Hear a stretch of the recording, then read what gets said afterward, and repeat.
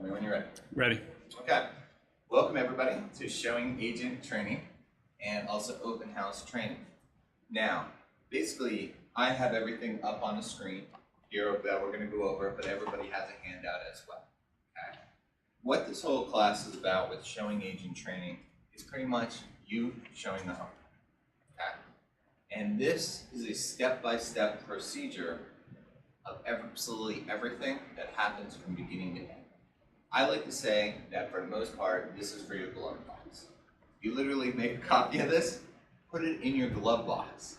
So that way, the next time you have to show a home, everything is written down on a step-by-step basis. And I like to always joke, say I made this for my 3rd grade daughter. Because literally, it's every single step, the most basic that could humanly be for showing agent training. Okay? So kind of starting it right off, basically, some of the stuff that we talk about in other classes is we always want to have, first and foremost, on our phone, our Google Drive set up. Getting buyers approved, how to pass the baton. I'm going to go right into this. What they need to show a home. So first of all, Jason, do I need to make this a little bit larger, or can you actually see this on the screen? I think we will be able to, zooming in, so. Okay, no problem. I will, at the same time, increase it just a little bit so we can make sure that our people can see it from home. Good? Mm-hmm. Okay.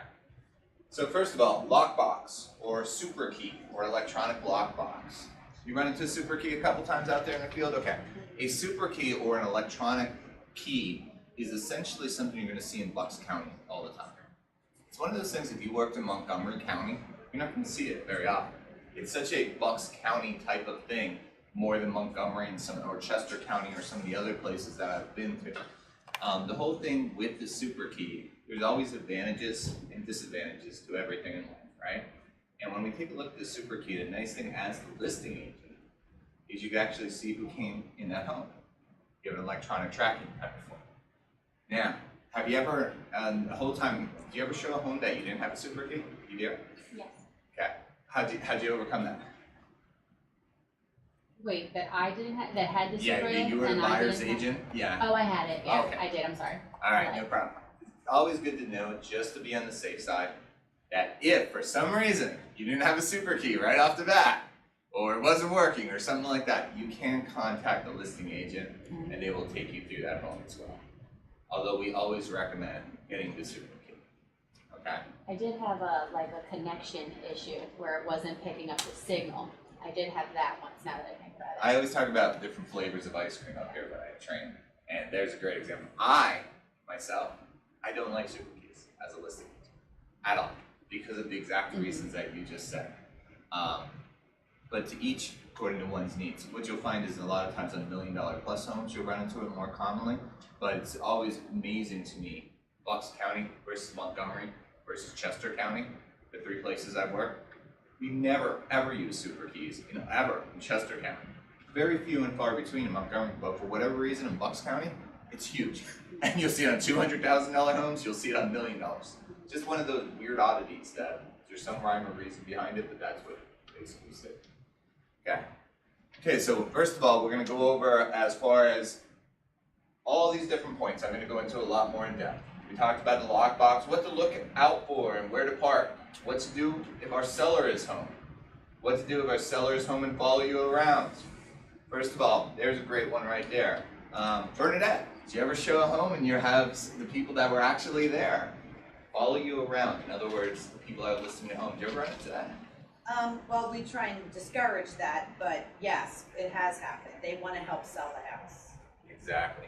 So let's just say you walk in, and Yadi, since we have a smaller class today, I'm going to put you on the spot a couple of times. Okay. Hopefully you don't mind. There's no such thing as a right or wrong answer, so don't feel bad. Okay. But basically, when you go in, and let's say you're bringing in Mr. and Mrs. Smith, and there is Mr. and Mrs. Jones, the seller.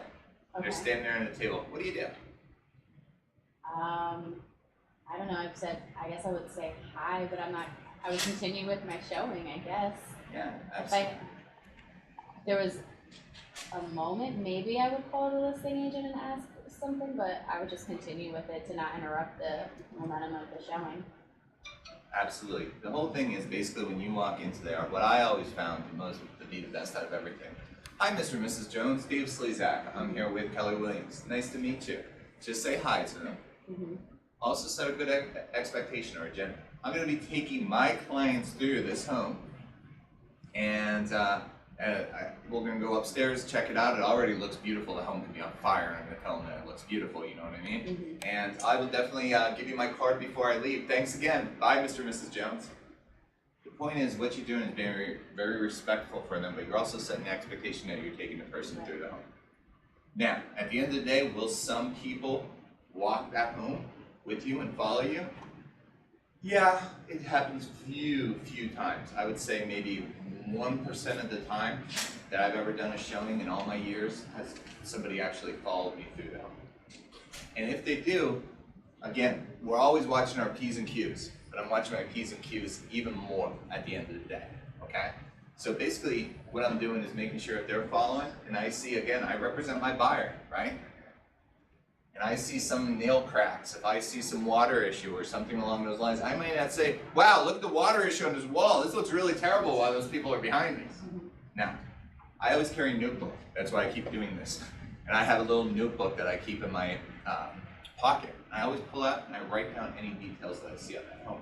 The point is, when I'm in private, because I represent my buyer, and I'm with them, I'm going to go over that way. I've done my due diligence. I've made sure that I've represented them well. And basically, I have those notes and it's not forgotten. But I will not bring up, oh, look at the wall, water coming down this wall. This house sucks. Well, somebody's right there. That's a good way to get myself a broker giving me a call and having some type of legal issue. Okay? That's really all it is. It's almost common sense, isn't it? It really is. So we want to make sure that's how we're doing that. What questions I'm going to skip over that. What to look for when showing the home. The other thing is that we talk about over and over again, we are not real estate agents. We are real estate consultants. Okay? And the difference between a consultant and an agent, once again, is we are showing value. We are not professional order takers in any way, shape, or form. Okay? So when we're showing that home, don't go in there and say, do you ever see an agent go in and go, this is the kitchen. This is the dining room. This is a wall. No, show value. When you take them to the kitchen and you walk in, everybody's going to know it's a kitchen, right? Hey, beautiful looking kitchen. What do you guys think about the kitchen? Who cooks in the kitchen? Who does the cooking in the family? He or her. Never think that you know the answer to that. How would you utilize this kitchen? How is this kitchen different than your current kitchen? Show the value by asking them the questions. If you're going through the home as well, there's certain things you always want to watch out for and look at. Here's a great example of something that I do after I do the buyer consultation, which is our last training class that we did on Saturday. And I always, when I go out and meet out with a client, is I print out the trend document and the seller's disclosure form on trend. Okay? And I always have a nice little binder that I give them. And that binder, I have everything printed out for them when we come out in the spot. The reason I do that, even in today's electronic world, it's always great to have things electronic and they're together. But some people want to have that right there. Plus, a lot of times when you go into a home, you're trying to play with your Wi-Fi, or your customer's trying to play with the Wi-Fi to look at this home, and they can't get it. We don't have a Wi-Fi hotspot, right?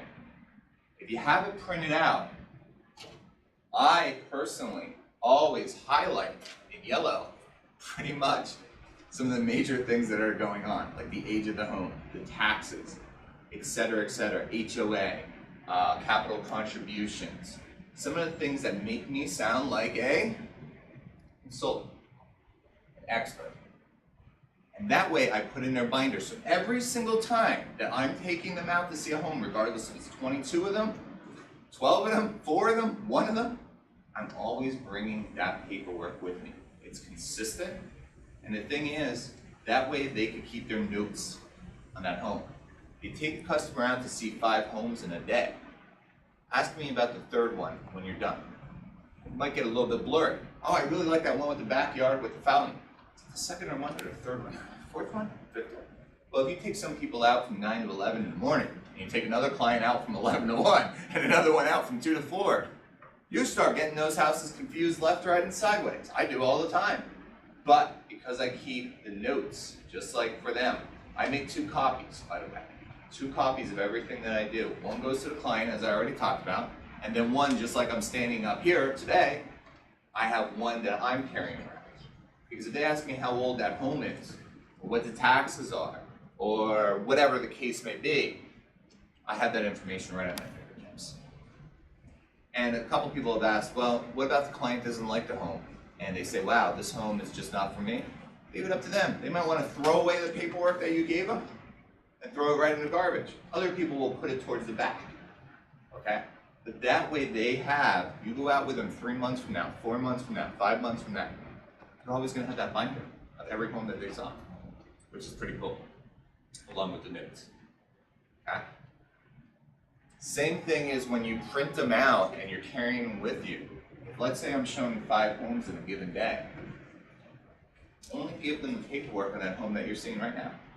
Don't give them all 5. It's overwhelming.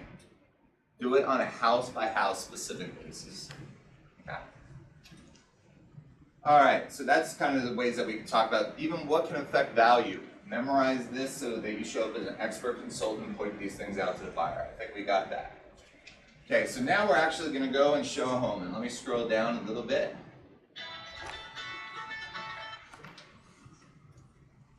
All right, so basically you get the email requesting you to show a home. All right, when you go out, make sure you are dressed appropriately. Okay? When in Rome, do what the Romans do. I have a tendency to dress in a tie on a daily basis as a guy. Do you think I'm wearing this in August? Yeah, no, I'll melt. I'll be a sweaty puddle. Okay? But at the same time, when you're going out there, use your name tag. Why? Because a lot of times, the first time you go and meet a client, if you haven't met with them, if you only talk to them on the phone, they may not know what you look like. Well, you have your name tag on. And B, a lot of times you're going to be walking through that home, and here comes the next agent walking in because you ran a little late on your appointment or whatever the case may be. It's always good to get your name out there. You go to Wawa, you go to 7-Eleven, you go wherever the case may be. Basically, you have your name tag on as well. You look a little bit more professional too. Gentlemen, for the gentlemen that are out there, I always recommend, we did 7 most effective ways of lead generating. I have never sat up here or stood up here and said spend money up to this point. Now I'm telling you to break a rule. Invest 2 shirts. That's it. Go to the KW store, invest in 2 shirts. One is a white shirt like this, and it would have Keller Williams on it. You can even have your name put onto it if you want to. The other one is a short sleeve shirt that has Keller Williams on it. I wear my Keller Williams material. I actually have a Keller Williams gym shirt that I wear to the gym, workout. The thing is, if you have a Keller Williams type of stuff, it's free branding. Any place you stop at a 7-Eleven, whatever the case may be, the store, afterwards, you have that out there. Plus, it's nice when somebody physically shows up for the first time to meet with you and you have your Keller Williams material on along with your name tag. You're not quite in uniform, but at the same time you do look pretty professional. I always say gentlemen because for the ladies, I'm not very good at dressing myself, let alone anything like that. It's harder to find material that looks professionally proper for females, but at the same time we do have a store that's out there. Unlike us guys who are Simpson characters who wear white shirts and long pants and tie pretty much 6 months, 9 months out of the year, a little harder on the other side of the equation. All right. Set up everything in a trend. There'll be 24-hour notice restrictions, so make the showings immediately. We talked about the buyer consult training, which has been recorded and you can find here on this live Facebook page as well. But the whole thing is when we do a buyer consultation and we sit down with a client for 1 hour before we physically take them out to see any homes, we always tell them, hey, I'd love to take you out to see some homes, but a lot of homes have 24 hours restriction, sometimes 48 hours restriction. So you've got to give me 72 hours advance notice before I take you out to see the homes. Remember, you're running your schedule. And the way you set up your schedule is basically controlling the situation. okay?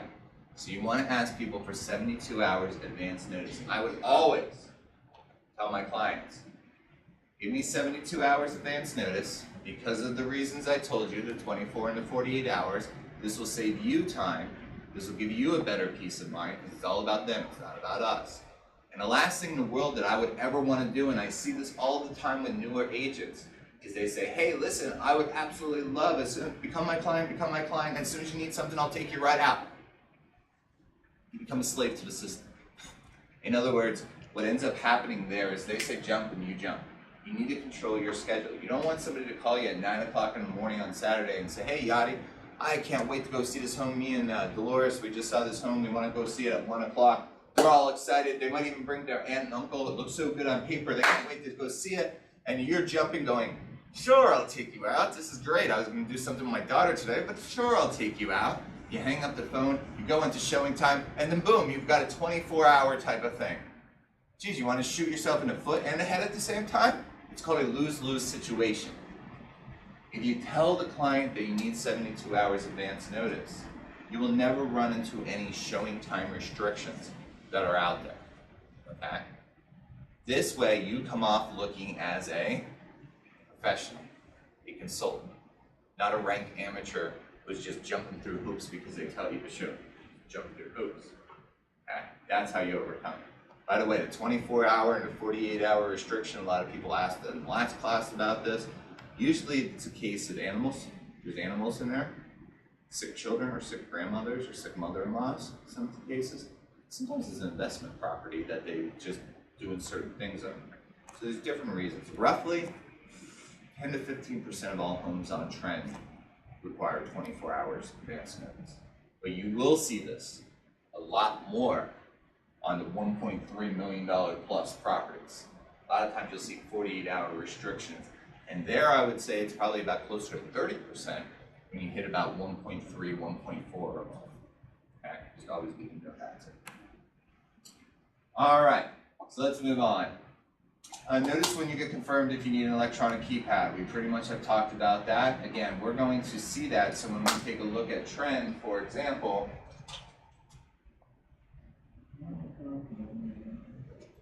so if I go back to trend,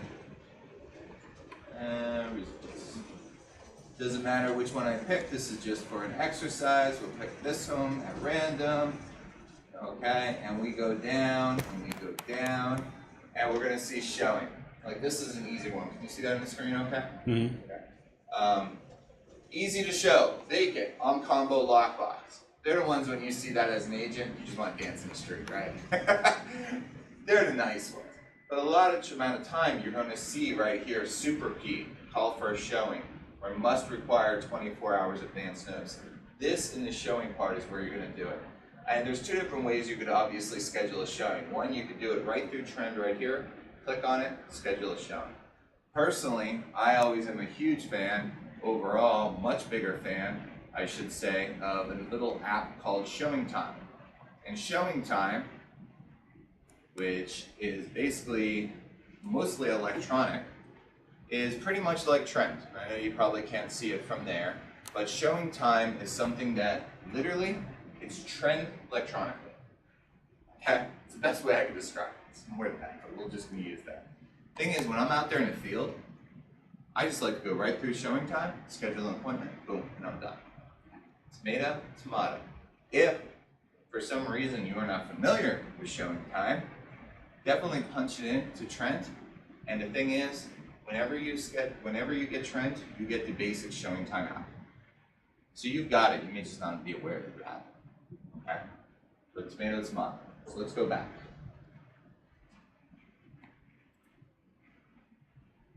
Alright. Set up your showings and Showing Time as a tour. Okay, so when we're in Showing Time or Trend, I can do either or, set it up logically and be smart with it. So example, let's say you're going to show 3 homes in the Jamison area, 1 in Buckingham, and 1 in Horsham. Okay. Would you schedule the first 2 to be in Jamison and the 3rd one to be in Horsham, and then come back to Jamison? No, that doesn't make sense at all, right? If you do it logically, and you set up everything in order that you want it to do, Go on to showing time, you could literally punch in each one and it will kind of GPS it. If you're still old school, like myself, and have like an old Garmin, you know, the old GPS, and you're not using your phones and you haven't converted over to the phone full time, if you're still an old schooler like me, the thing is, put in all the addresses that you're going to see the night before. So like when I went out and took out a client last weekend, I showed him 5 homes. And what I did is I put in my GPS all 5 of these homes the night before. That way, next day, when I met with this person, Michael and Sarah, I just literally would bring, they're already programmed. The last thing you want to do is show a home, you're running tight, you got to be to the next appointment for, you know, a half an hour block later, you go to jump in your car, everybody's ready to go, and you're sitting at 1313 Mockingbird Lane, load, Jamison, load, enter, calculating. You're sitting in your car for 3 to 4 minutes. Your customer's going, what's going on? Are you coming off as a professional? No. If you have everything in your GPS scheduled and it's all set up, boom, it happens immediately. Okay. All right, let's move on. Set up your first showing for 30 minutes. So if let's say I'm showing a home at 10 a.m., the first showing that I'm doing is from 10 to 10:30. Okay? You could get away with basically doing your first 2 homes in half an hour blocks. So my first home is from 10 to 10:30, my second home is 10:30 to 11. Once I start getting to that 3rd, 4th, and 5th appointment, I'm giving myself 45-minute blocks. And why am I doing that? It's always good to have a little slack in the schedule when I'm showing knowledge. Plus, always remember when you're showing these homes. Okay? It's common, a large amount of times, to show people homes starting at 11 a.m. It seems like 11 a.m. or 1 p.m. is usually the default settings that agents utilize. But remember, if you schedule to show 5 homes from 11 a.m., and you schedule it out to 1:30, what's the key component you're forgetting? Lunch. People are going to want to eat. So now if they say, hey, can I stop by Wawa and grab a sandwich? They're pretty quick there. It'll take like 15, 20 minutes. They might want to eat in their car. Well, there goes 15 to 20 minutes that you have militarized schedule for your showing time that you just lost in the process. So always be cognizant of the time that you take them out. Good helpful hint for everybody is if you're going to show people homes, schedule them 1 of 2 times.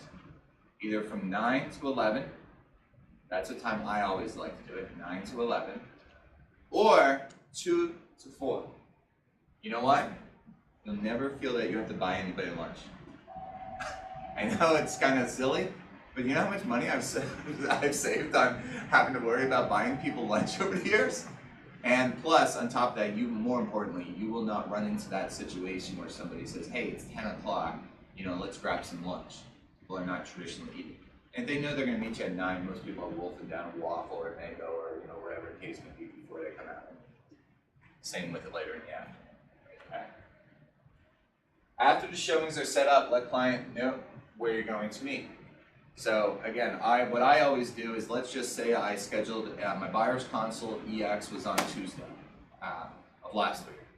And today we're going to pretend that it's Saturday. Okay?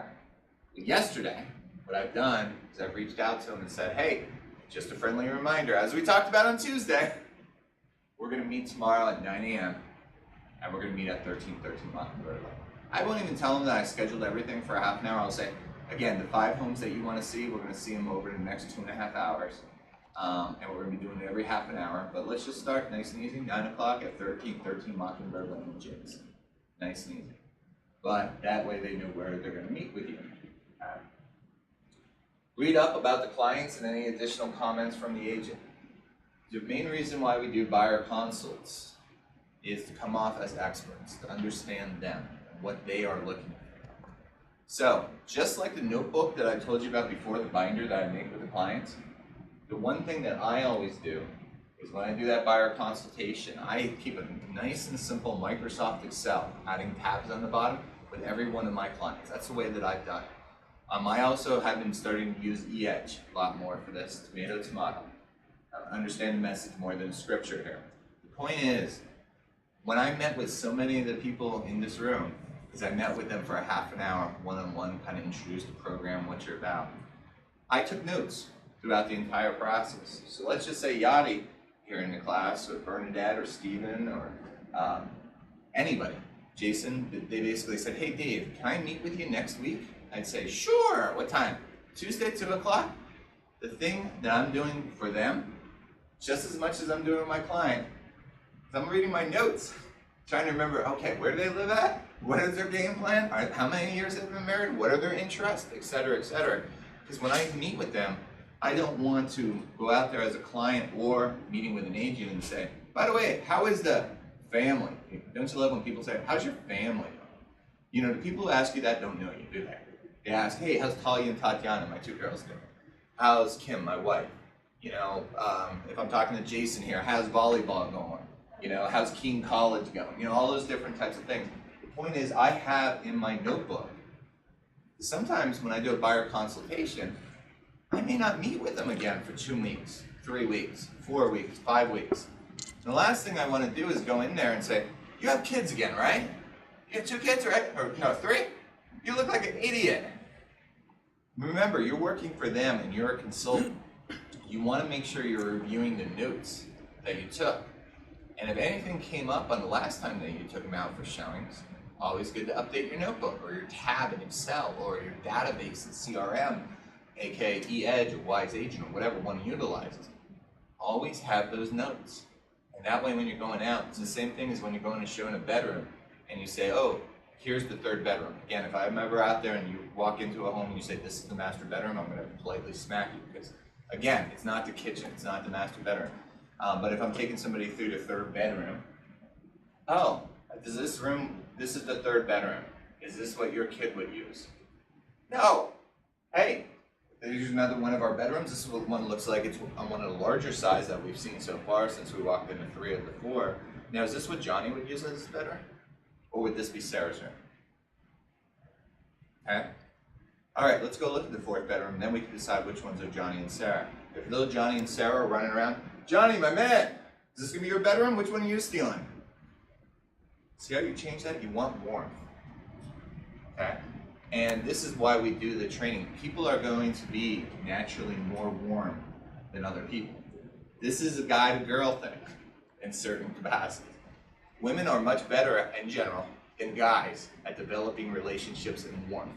I've been happily married for 16 years myself. My wife is still trying to make me more warm and emotional, and she's getting better at it, but it's been a long journey. The point is, if you are a guy and you don't feel that you're really good at warmth, like knowing people's names and knowing about their life, believe it or not, you are being warm. You are being, because you're caring. You're showing that you care. You're showing if nothing else that you memorized the basic fact and took 2 minutes of writing down their information and reviewing it before you met with them. It's a huge difference. That's the rapport that we're trying to build. Okay? All right, let's move on a little bit. Okay, read about the clients. We got their kids' names, favorite things, dreams, need behind the needs. I just kind of went over that.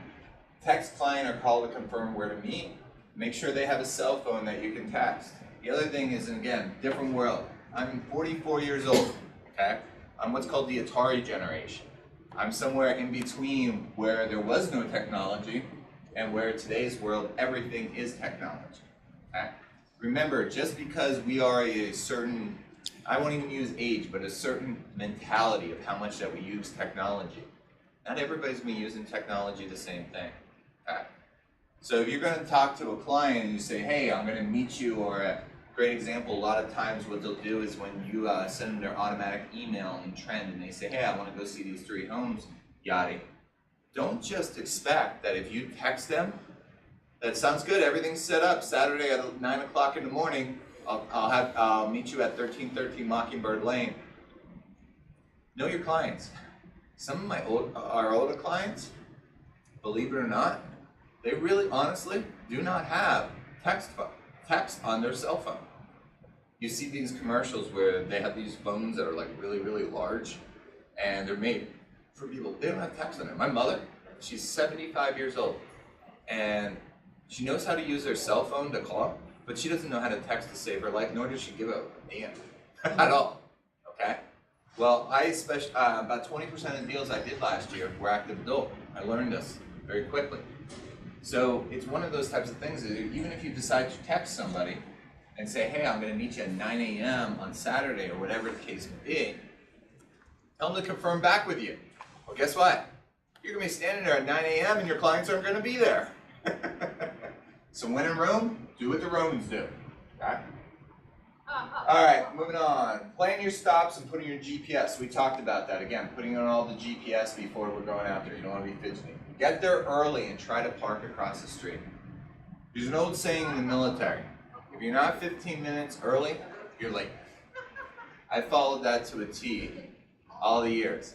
And the point is, you're only going to get this opportunity on the first time. Okay?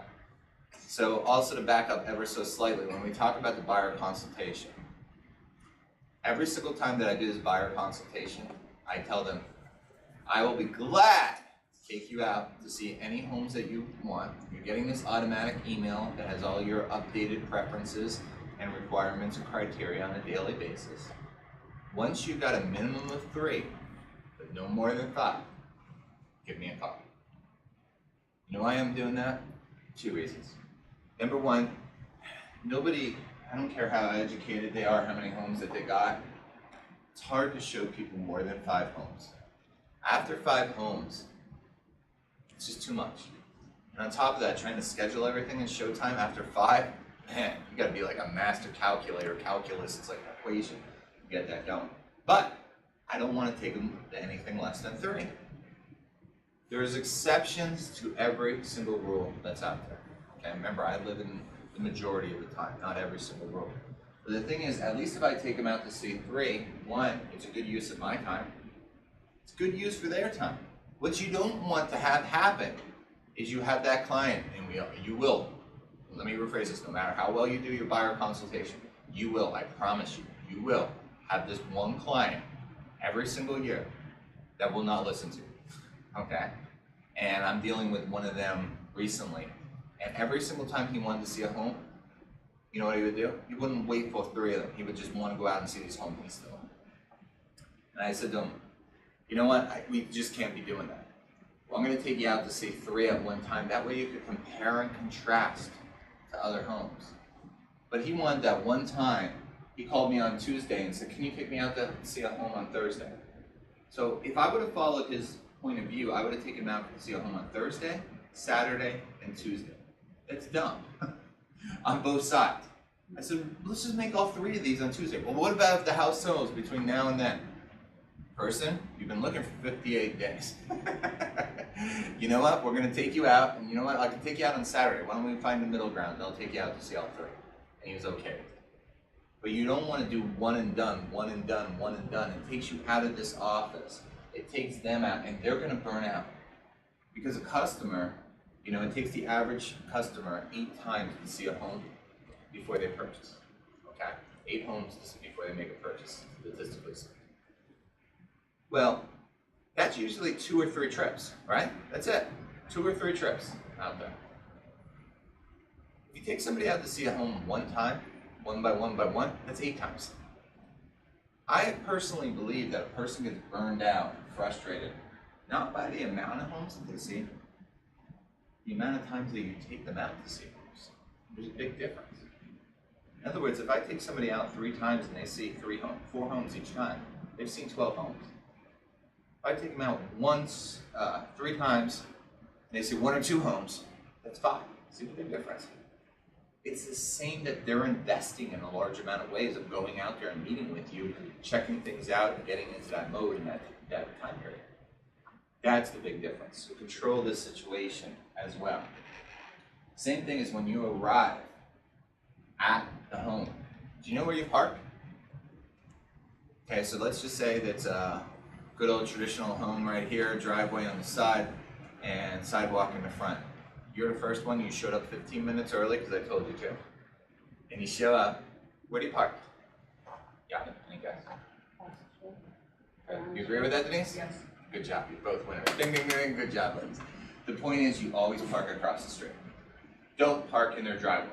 2 reasons. One, large amount of time, your customer is going to park in the driveway. Number 2, when they pull up, you want them to see that whole house. No cars there in front. You don't want to see your car. You don't want anything distracting from that home. And even number 3, if I throw that in, every now and then, seller will be coming back. Like if you schedule an appointment from 11 to 11:30, well, they might come back at 11:30. Well, where are they going to park? Their driveway. They're going to park in.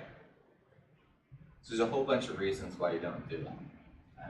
Same thing as when you show up 15 minutes early. I personally always show up a half an hour early for my first appointment. Always. And the reason I do that, and when it's showing time, I'll put in for 1 hour, instead of like 10 to 10:30, even though I'm only showing it from 10 to 10:30, I'm there from 9:30 to 10:30, and that's what I'm putting in showing time. Because in that first home, what I like to do is turn on all the lights. I like to walk that house, the entire 3 floors or 4 floors or whatever it is. I take no time.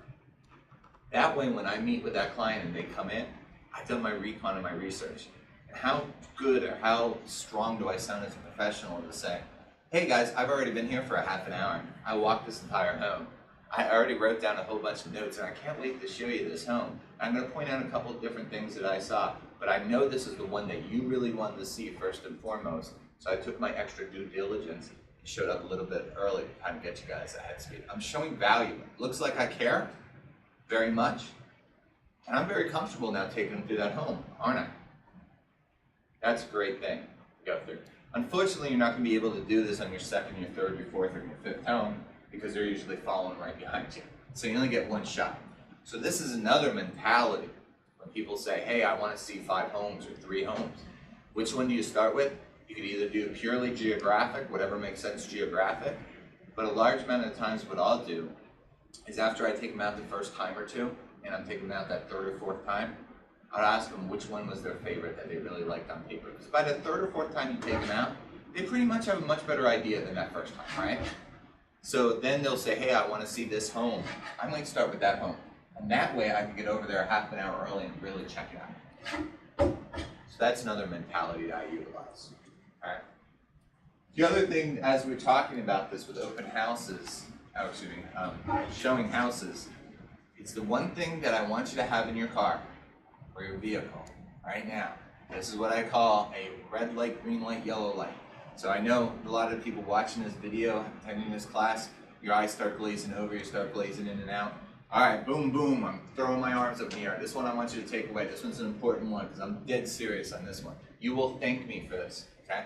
If you do not have it already, in the back of my trunk, if we had more people, we have a moving camera, I'd probably all take us out to my car right now. But in the back is a duffel bag, okay, in my car. It's my survival kit. I've had it in there now 7, 8, 9 years. I don't even know how long I've had it in there. And inside my duffel bag is all the things that I call my survival kit. What's in there? Now, some of them you'll laugh, but I'll tell you. Toilet paper. I'm dead serious. Because a large amount of the homes that nature calls, and a large amount of the homes are winterized out there, you can't use those restrooms, can you? Okay? Always good to have toilet paper. I'm dead serious on that.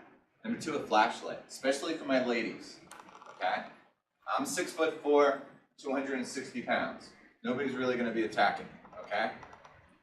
But it's also different at the end of the day with the different people that we have out there.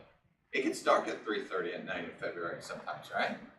And young ladies especially, if you're in certain sectors of this geographic area, you always want to have a flashlight with you. I have a military flashlight I gave to my wife, for example, that can be used as a weapon, God forbid, if needed.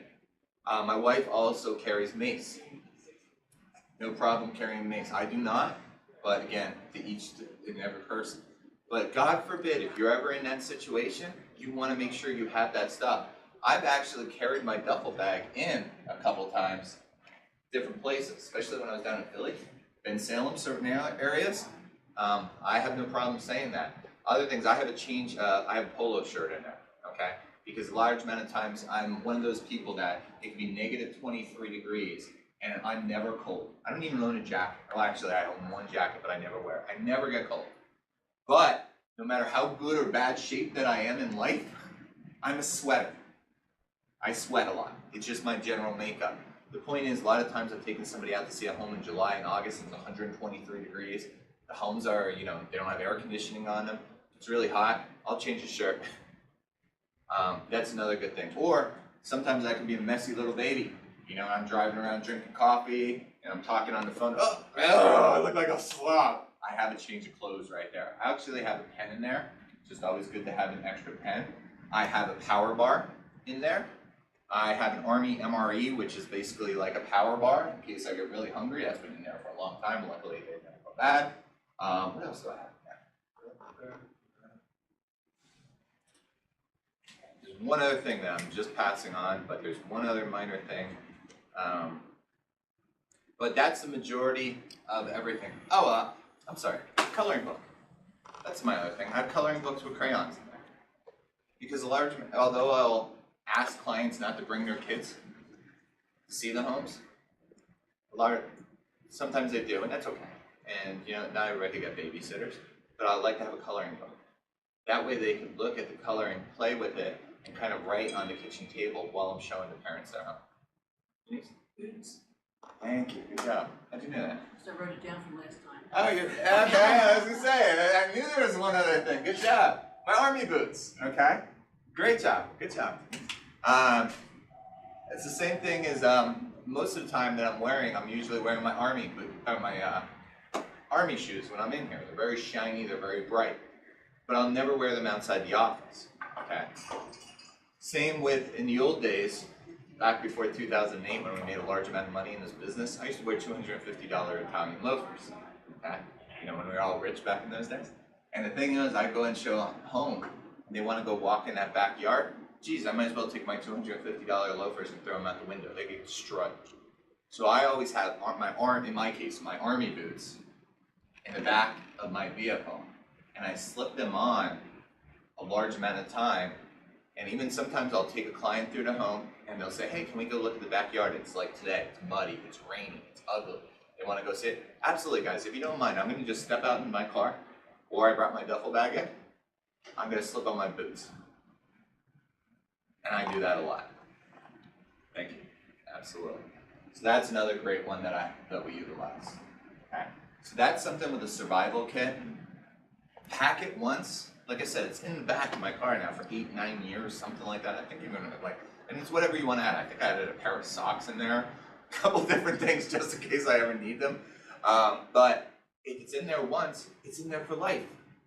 And I'll tell you, if you don't use it for years, for some reason, that one time that nature calls, trust me, you'll go, God, if I learned nothing from Dave, at least I had toilet paper in there, you know, or whatever the case may be. It sounds comical, but I'm telling you, it will pay off. Have a survival kit, and especially for my young ladies that are out there, have something out there, or a whistle. I've seen other people have a whistle. That's a good one. God forbid anything ever happens, at least you have some preparation. And remember, you're out there showing homes by yourself, and a large amount of the times, what's happening is you're going and you're bringing in clients that you may have only talked to on the phone, et cetera, et cetera. Another one that I've seen that's been very valuable, I don't have my keys here in front of me, is one organization I used to work with. They actually, as soon as you onboarded, we gave them a whistle. It was a purple whistle, that was the name, our company colors. And you would put it on your keychain, and then they had a whistle. That way you go in there and you don't want to be, hi, my name is Yachty, nice to meet you, and you have a can of mace there, you know. But if you have a whistle can really pay off. Just a little valuable tip I've seen.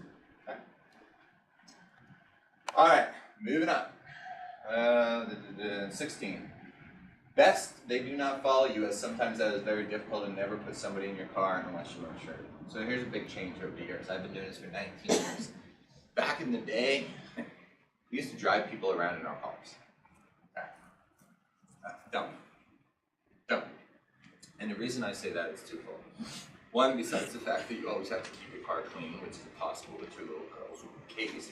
But let's just say that I did, and I cleaned it every single time. There is an advantage to them following me from point A to point B. And one of the major advantages is, well, if I brought them into my car after showing them a home, since we're still developing a relationship, they may not be as open in that conversation between the husband and wife or the two significant others. as they would be if they're in their own private car. I can't tell you how many times that we would show up at the next house or the next house or the next house, and I'd say, hey guys, what'd you think of that last house before we go into the new one?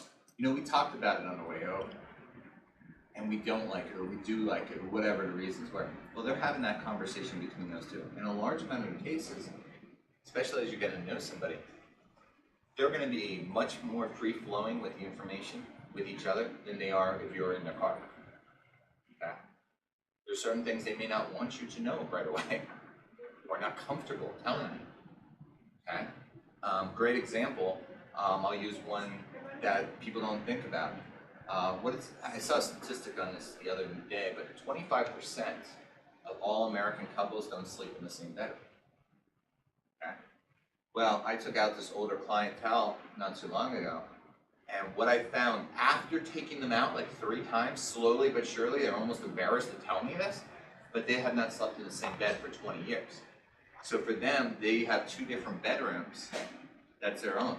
Very nice couple, love each other, but he apparently snores all the time, and that's the reason why they were. The point is, when I was taking them out to see those first couple homes, that was in their head. It took me a while to extract that, but by them driving over and seeing that and having those conversations, they were much more open on, talking with each other before they let me know. That's just one example. The other part is liability.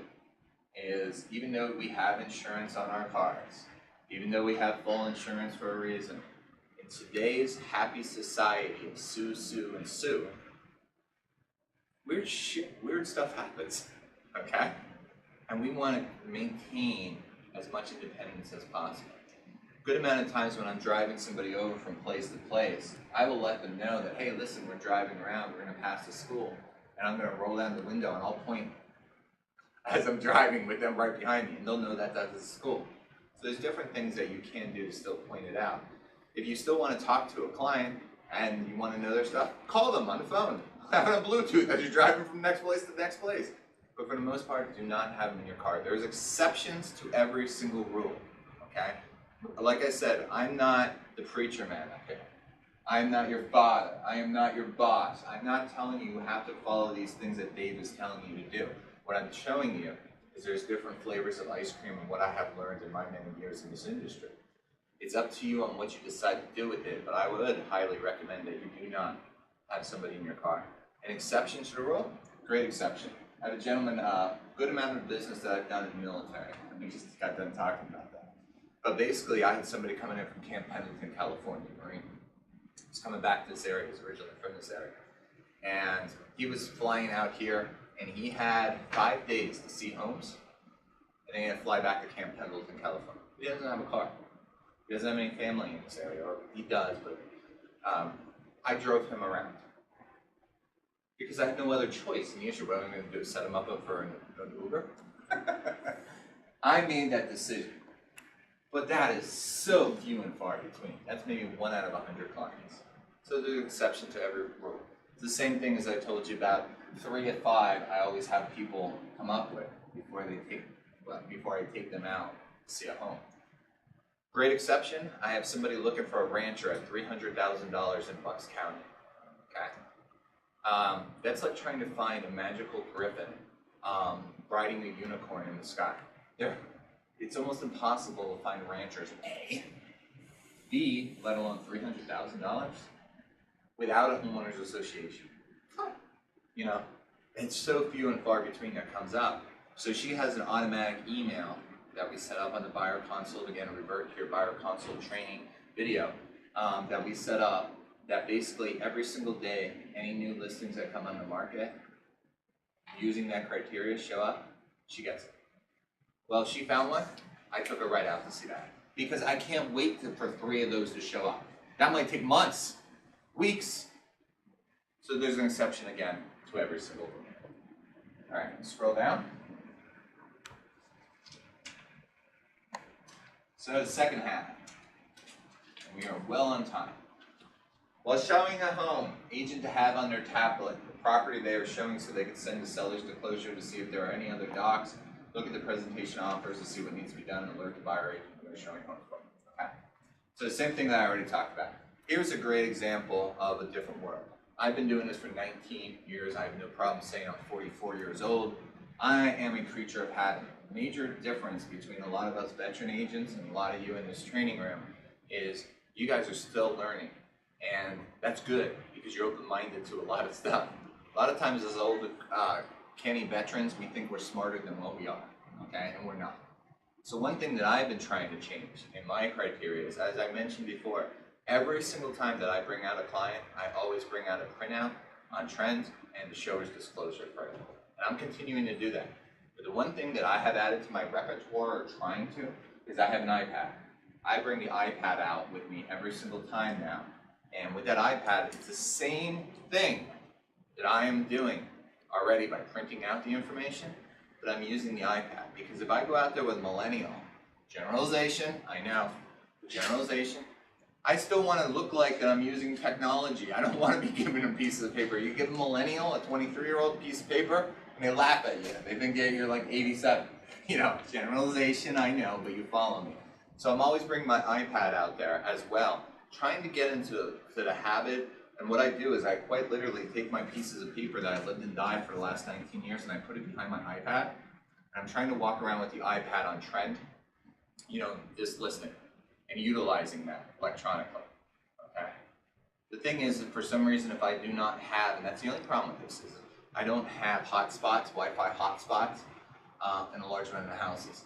And there's still things that I'm trying to learn, like Wi-Fi hotspot. I'm sure there's an app that I could get a Wi-Fi hotspot at any given time.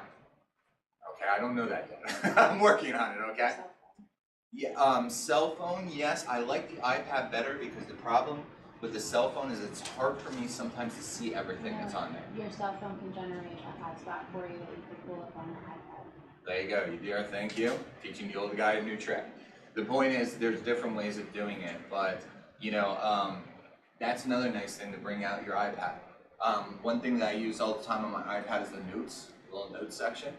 So as I'm walking through with somebody, instead of me doing my old school with my pen, it's usually right here, pulling it out and writing it down, and then coming back to the office and putting it into my Excel spreadsheet, I've been trying to add it to the notes.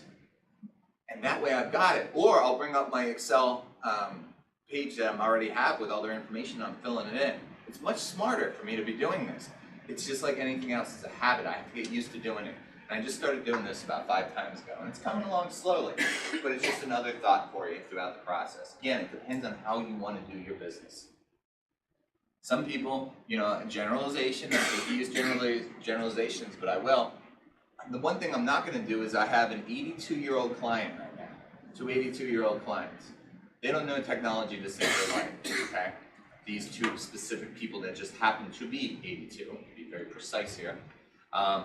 So if I go out there with an iPad and I send them stuff, it's not going to really work. They want the paper.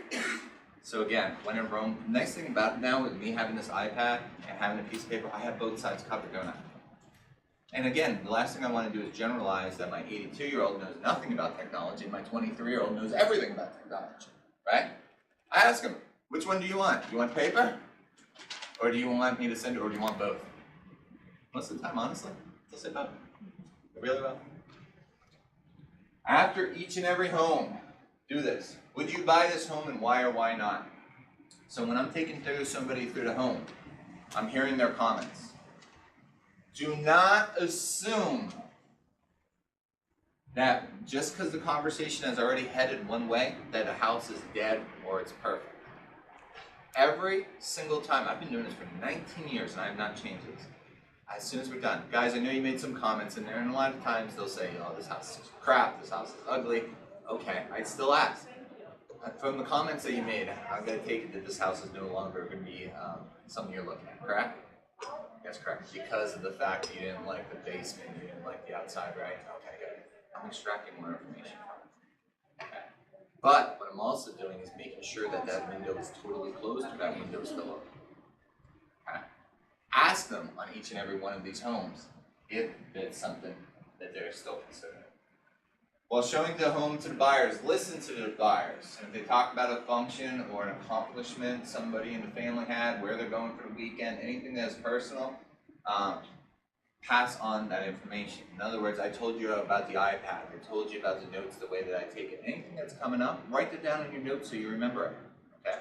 good amount of times what's going to happen, especially as new agents, is other agents like Vince and Louise and our ALC members will ask you to go show a home for them from time to time. Well, you want to make sure you're passing on that information to the other agent that you're showing. Use the checklist for viewing home and affect market value and carry it around in your Dropbox. Okay.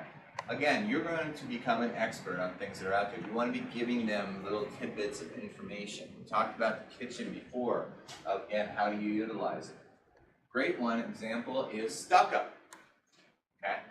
Again, going back to the buyer consult training, but the buyer consult training, we always talk about stucco being a big red light. Well, again, I tell my customers I don't want to take them out to see anything that's stucco because of these reasons. The same thing as I tell them I don't want to show them short sales for these reasons. I educate them, but I work for them. They don't work for me. So if somebody has their heart set on stucco, for example, I'll take them out to see a stucco home, rehash why I won't take them out to see stucco. But again, you know, I work for them. And the point is, now it's stucco. Guys, now just so you know, this house is stucco. We already talked, and I know you're getting sick and tired of me telling you why I don't want you to buy a stucco home. But one thing that is important is I see a little discoloration here. Okay? Regardless if I see discoloration or if I don't see discoloration, the one thing that I absolutely require you to do, and must want you to do this. Again, your home, not mine, but I'm putting this in highlight. And if you say no, I'm going to have you actually sign off saying that I gave this to you as a recommendation. You don't want to do it. Do a stucco inspection. Okay? A stucco why am I telling this? Stucco. Does anybody know how much a stucco inspection costs? $800 on average. $800 to $850. The point is with stucco is basically stucco. The last thing I want them to do is sign off on this home, go and move in. 2-3 years later, find out it's a David Cutler community or wherever it may be where we've had a large amount of stucco issues. And then boom, that client's coming back to me and say, you never told me about stucco. Oh, my ass I didn't. I got this waiver signed that, you know, you went in that direction. But the other part of that is the $800 a month, or excuse me, $800 for the inspection. They may not have that in their figures. A large amount of these people are coming in as FHA, VA, whatever the case may be. They don't have two nickels to rub together. Well, that's $800 that they didn't even think about. Remember, we're consultants. We're not agents. We're not order takers. So something as simple as stucco, by at least educating them why we don't want them to look at stucco, but B, if you decide to, it's $800, that might put a different train of thought in their head. Okay? And you'll learn all these different tricks. Same thing as when we do a buyer consult. So much of this is, you know, as you can see, the last class that I taught was buyer consult. And here on the videos, we have buyer consult coming before showing agent for a reason. Because so much of what we're talking about here on the showing agent type of thing comes in with the buyer consult. When somebody says they're looking for a 4-bedroom, on buyer consult, they always tell you 4 bedrooms, 2.5 bath, 2-car garage. If I had a nickel for every time somebody said that to me, I'd be a rich man. Okay?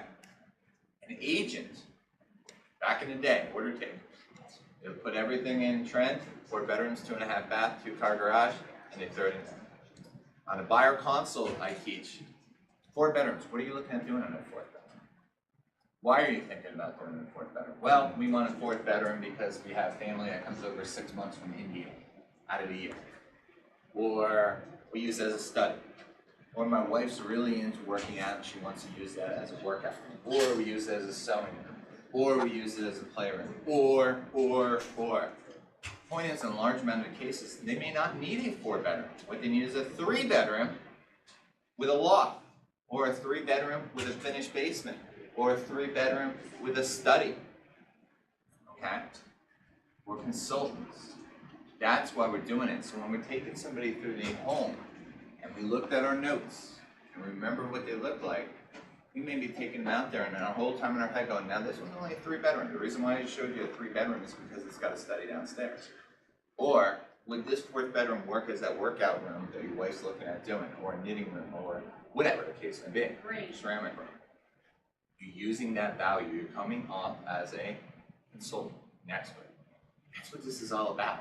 Especially if you're trying to build a referral business, this is how you build it, by being an expert. It's great for you to talk the talk, but you gotta walk the walk. All right, move on. remember what it is. Don't use me, and make sure you are talking about them and what they think. Again, 70-30 rule. They need to be talking 70% of the time. We're talking 30% of the time. You have 2 ears and 1 mouth. Okay? So, when you're taking them through that home, you don't want to be, this is the kitchen. It's got 7 recessed lights above it. It has a sink and GE. You can figure that out. What do you guys like about the kitchen? What do you feel, how do you feel about the lighting in here? How is this dishwasher in the setup compared to your current home? What am I doing? I'm asking them open-ended probes. That's what it's called, open-ended probes. An open-ended probe is something that they can talk about. A closed-ended probe is, do you like this kitchen? Do you like the dishwasher? It's a yes or no. It's a closed response. There's nowhere to go. So when you're taking them through, what's the one thing that people like to talk about more than anything else? Themselves.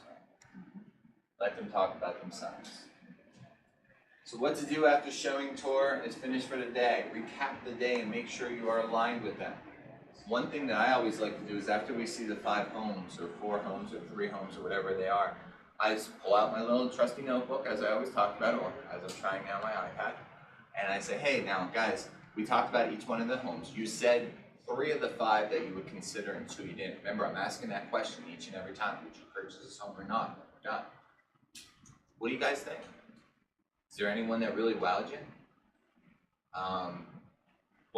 The second one that we looked at, this one right here, we like because of these reasons, right? Yeah, that's right, we did like that one. That's one that had a fountain in the back end. Yeah, absolutely. We want to consider putting in an offer on that home right now, or are we considering looking at more homes? Guys, no problem, I work for you, whatever works best for you. And I kind of leave that open, but what I want to do is I want to set up an expectation of when the next visit is. And the next visit could be putting in an offer. It could be the next time that we're going out to see homes. It could be me changing a criteria that's in trend for their automatic email to, with the knowledge that we just got, to change around things. Might be anything.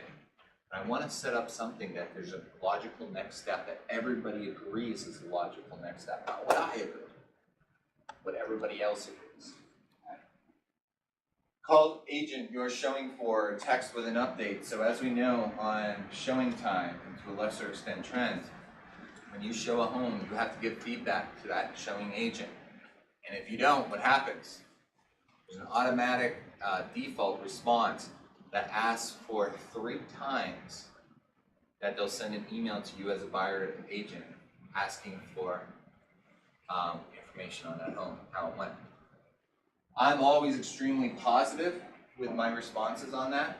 And, house looked out beautifully, customer still deciding on a couple different factors, blah, blah, blah.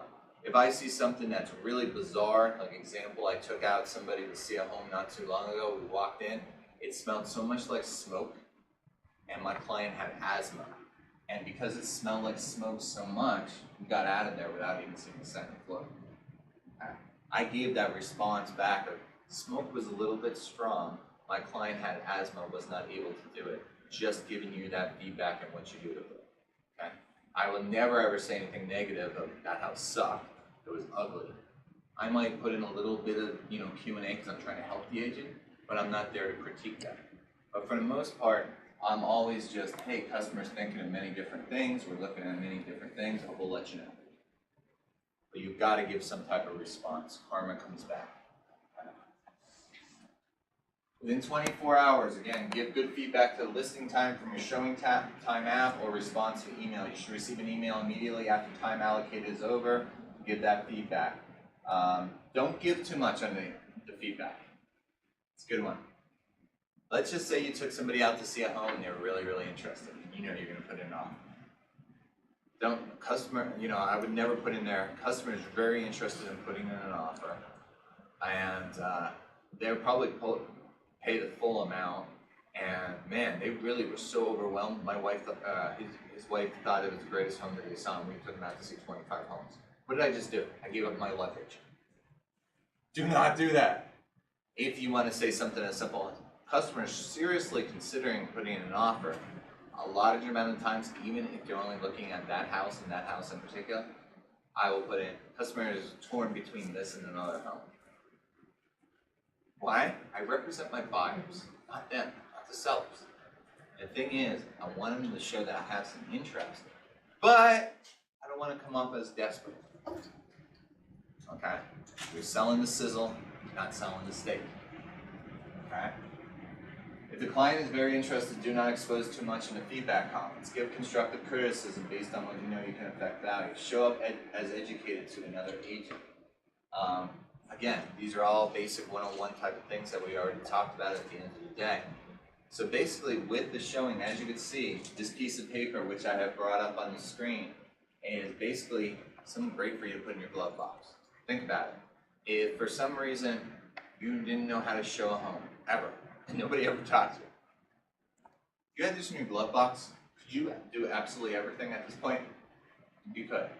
This is great for your playbook. This is me for a third grader, and I say that because when you're a trainer, you want to put it on a third grade level and kind of let people go. I know some of this stuff is like, no kidding, Dave. Geez, I know this 8 times over. But it's always good to have the basic fundamentals in one spot. Okay? Even with a good amount of this is, and we're running very well on time right now with showing an agent, a large amount of stuff you can use for open houses, can't you? So when you're showing a home, it's much similar to an open house. The only part that I really mention with the open houses as well is when we're doing our open houses and we set up, you know what the number one thing why people come to open houses? Do you know the number one reason? Close. Any thoughts again? Because they don't have to sign up with an agent. Close. Marketing. Marketing. Did the class that we had on showing agent, we had a gentleman come in from Trend recently. I'm not sure if anybody made that class, but I will show you something that's going to be a game changer. This is our usual Trend screen. And with our Trend screen, we have all of our defaults here: active, pending, temporary, withdrawn, blah, blah, blah, blah, blah. What is coming very soon is a box called Coming Soon. Okay? This is going to be a game changer. And I'll tell you, I have a large amount of personal experience on this book. A lot of us have been using for years, even though it's been a legal gray area, temporary off market. What temporary off market is the same thing, can be utilized, you know, it's a gray area, of Coming Soon. So we would all the time get a listing, put it in as temporary off market, and then our databases, our company databases, our personal databases, our websites, everything, we would put down this house coming soon. And it was temporarily off market because we're putting some changes inside that home, making it real nice and pretty before we put the money. It was always gray area. Now it's not going to be a gray area at all. Because what us few Mavericks have been doing for years, now everybody's going to do. The point is, with it coming soon, you can take a house, and I believe the rules, what do you tell me, it's 21 days? I think it's 21 days you could have it as coming soon before you have to make it active in MLS. Okay? So that gives you 21 days to market the living you-know-what out of this home before it touches the market. Now, an open house, you're going to get many different flavors of ice cream on this because some agents love open houses and some people think they suck. I love them, but I'm going to be very specific with this. I love them the first or second time that I do it. That's it. So if I have something coming soon, the way that we always did it at my last place, we did about 130 listings a year. And not as big here as Keller Williams, but still, you know, we did it our way. And the way that we would do it is, coming soon, this community, we would market the living you-know-what out of it. We put it on our website. We get everybody, and we would drum up this energy level, this marketing energy level like it was nothing. And you know when we did our open houses? It's gonna blow your mind. Got it? Saturday. Saturday, 11 to 1. Why? Because we did not like the herd mentality. Okay? Every single realtor seems to love to do open houses, at the same time on Sunday, and it's only Sundays. I've never understood this logic. I really haven't personally. Again, different flavors of ice cream, your business, not mine. I'm just showing you a different flavor of ice cream. I'm going to teach you Rocky Road. And the thing was, what we would do is I knew if I had an open house on Saturday from 11 to 1, am I competing against any other agents? Now, large amount of times when you've all done open houses, and what happens? Somebody comes in and they say, oh, we came by this open house, we're going to see another open house, and then we're going to see another open house. Okay, good luck if you're that third person on that list that they make it, right? I knew how to capture audience. I knew the people that would show up were not my tire kickers. They were people that were really interested. And the way that we would do it is VIP, grand opening, open house. It would be open to all agents, all customers, all clients, everybody. So if I had Yachty as an agent, give me a call on Tuesday, my open house is again is a Saturday. She says, Dave, I got somebody who'd love to jump in this home. They're going to be a full cash offer. Can I show the home to them before Saturday at 11? You know what we would say? No. No. Because everybody, we do it even, we do it fair, we do it square. It's going to be from 11 to 1. And guess what? I didn't accept offers on the weekend. Ever. I'd wait for the offers to come in on Monday. Because what I wanted to happen is when I had this VIP grand opening with all this marketing behind it, I wanted a feeding frenzy. I wanted that momentum to be so strong that people were popping in there. Because nothing makes a better open house is when it's friggin' packed. There's your rule right there. If it's packed, people are going to go, wow, this house I thought was going to be pretty good. But man, look at all these people here. This is crazy. Honest to God truth. Honest to God truth. On an average open house that we did, we get 22 to 23 people every single open house.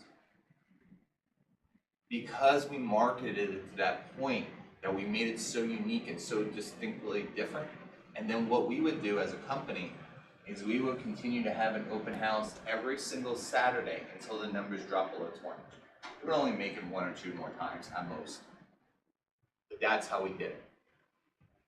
But a good amount of the time, because we had a guarantee in the last organization that if we didn't sell your home by within 30 days, that the customer would actually get a 0.5 percentage point off from 3 to 2.5%.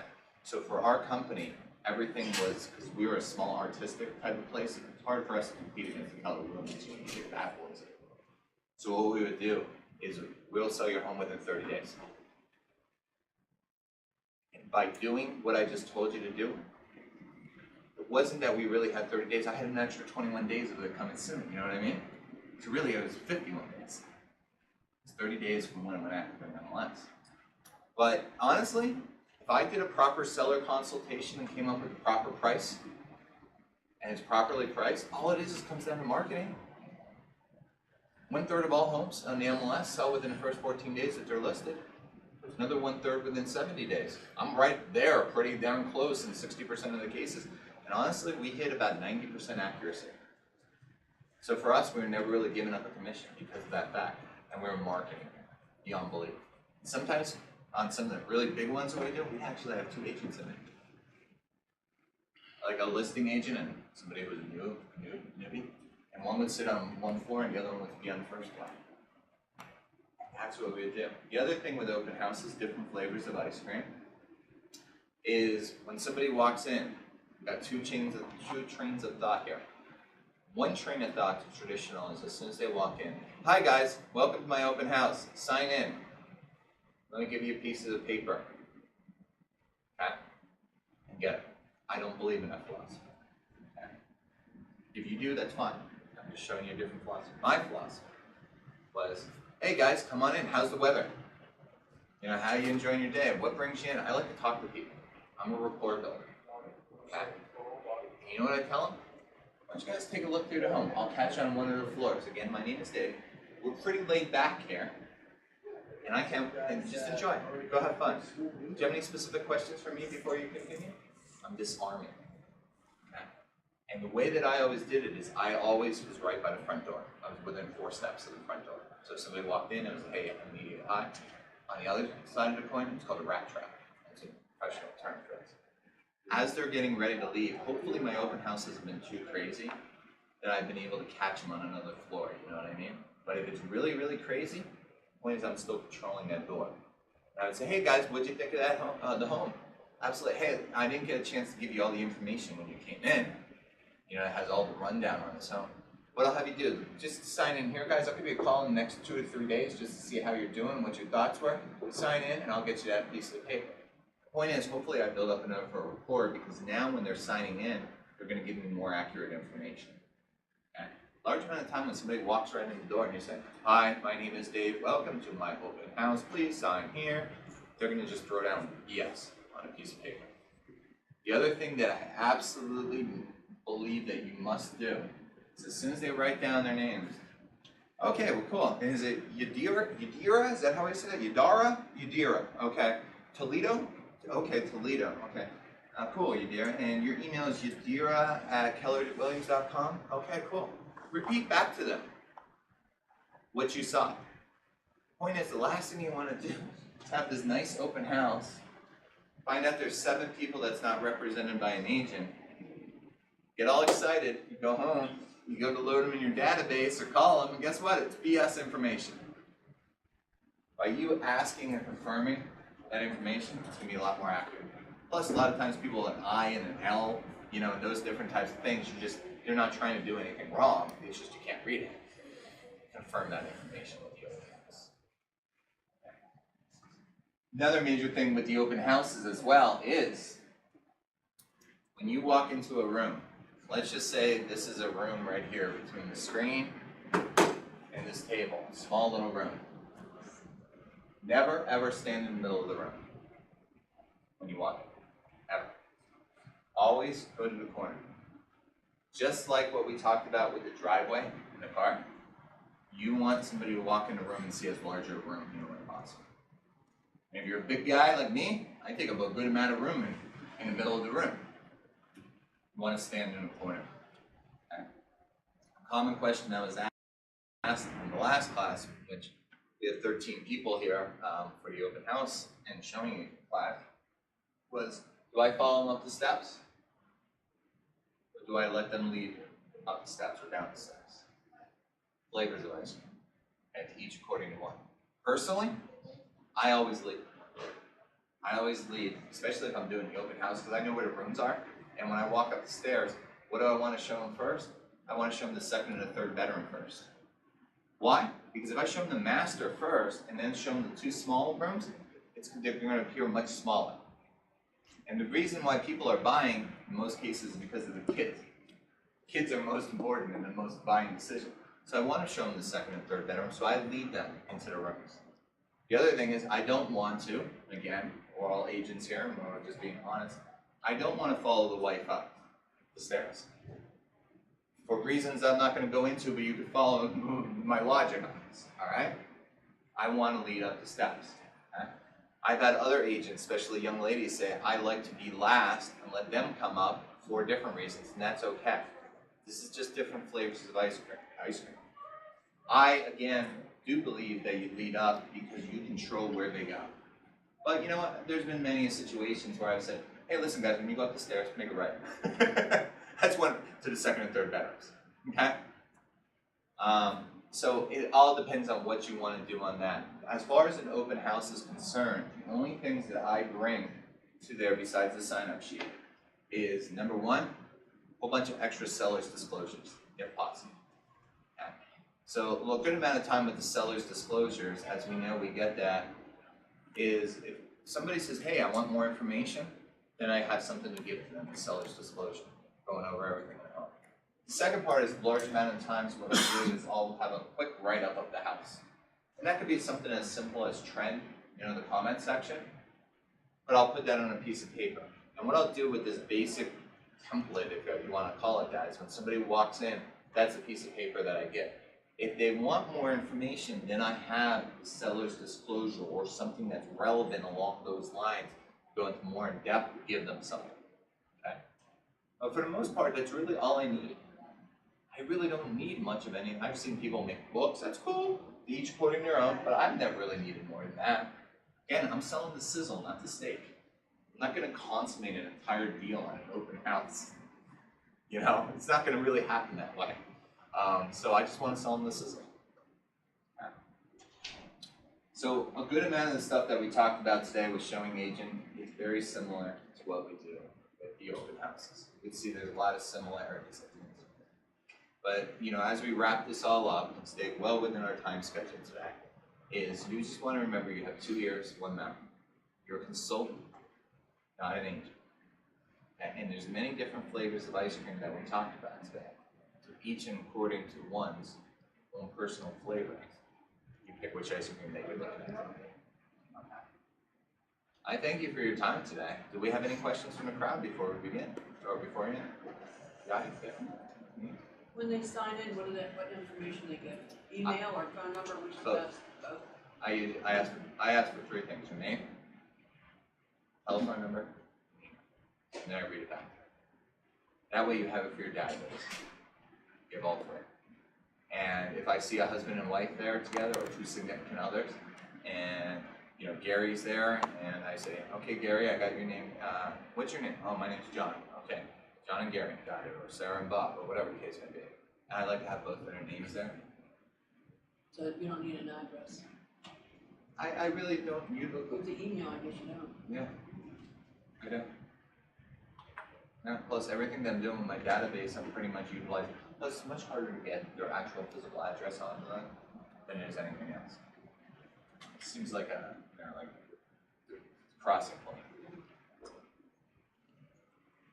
But like I said, I also tell them, hey, listen, I'll reach out to you in the next couple of days. I owe you today 2 to 3 days just to see how you're doing. And if they're not represented, because again, that's a major question I'm asking them all day. I'm going for them all day long. But I'm setting that expectation. I'm going to give them a call in 2 to 3 days. Some people do 24 hours. That's cool too. Doesn't matter what you say, but you set that expectation and you're calling them. You're asking them for permission, not asking. Right? But I will tell you, if you're going to say that you're going to contact them in 2 days, I don't care if a volcano's going off, a flood, a hurricane. Find one way or another, my friend. Call them in 2 days. Because if you don't, you lost all the limited amount of eating that you had. You just lost that entirely. Good. Well, I thank everybody for their time. We're done.